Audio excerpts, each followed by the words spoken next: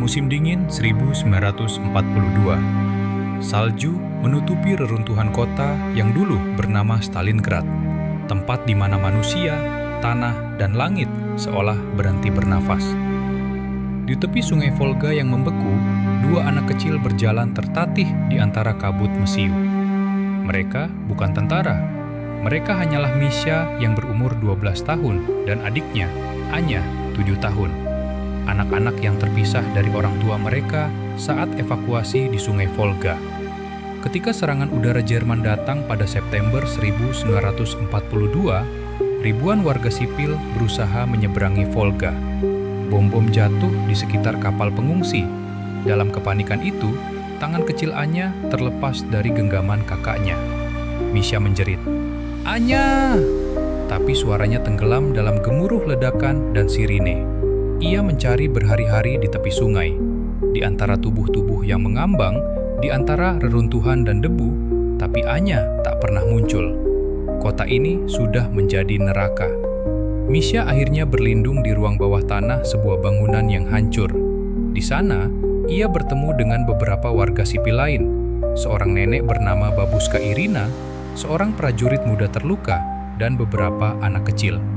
Mereka berbagi sisa roti, air beku, dan harapan yang kian menipis.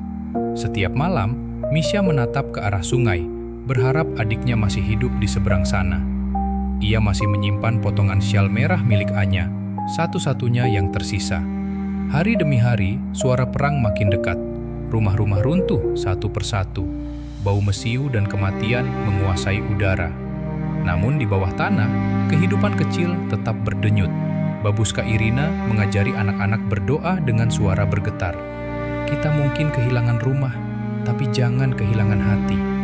Suatu sore, ketika pasukan Jerman mulai memasuki sektor itu, Misha dan anak-anak lain dipaksa keluar dari tempat persembunyian.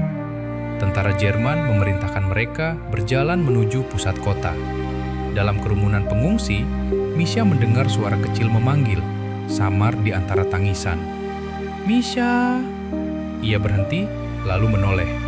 Di balik asap dan puing, berdiri seorang gadis kecil dengan syal lusuh, Anya. Mereka berlari, saling memeluk di tengah hujan salju dan bom yang terus jatuh. Tak ada waktu untuk menangis, tak ada tempat aman.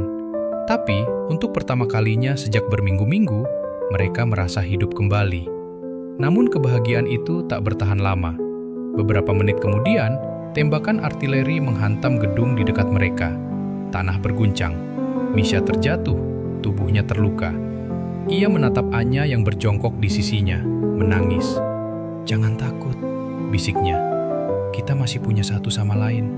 Seperti Mama bilang, kita harus kuat seperti Volga." Hari berganti minggu. Tentara Soviet mulai merebut kembali kota. Saat salju mencair, pasukan medis menemukan dua anak di antara reruntuhan pabrik traktor yang hancur. Satu bocah laki-laki kurus dengan luka di lengan dan gadis kecil yang menggenggam syal merah robek. Mereka selamat. Kisah mereka menyebar di antara pasukan garis depan.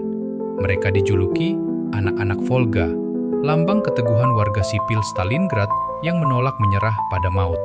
Bagi para prajurit yang letih, dua anak kecil itu menjadi pengingat bahwa yang mereka pertahankan bukan hanya tanah, tapi kehidupan itu sendiri.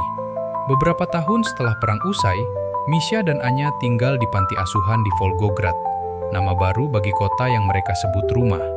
Setiap musim dingin, mereka berjalan ke tepi sungai yang dulu memisahkan mereka, menabur bunga di atas air. Mereka tidak pernah tahu di mana jasad orang tua mereka beristirahat. Tapi di wajah sungai Volga yang tenang, mereka melihat kenangan dan kekuatan yang sama, bahwa bahkan di tengah kehancuran, cinta masih bisa bertahan. Dari lebih 40.000 jiwa yang gugur di Stalingrad, hanya sedikit kisah yang tersisa. Tapi kisah Misha dan Anya adalah suara kecil dari jutaan yang tak terdengar. Mereka bukan pahlawan bersenjata, tapi merekalah yang mengajarkan arti sejati dari keberanian. Karena di tengah reruntuhan dunia, hati manusia masih bisa menyala. Untuk semua anak yang kehilangan masa kecilnya di perang, semoga dunia belajar untuk tidak mengulanginya.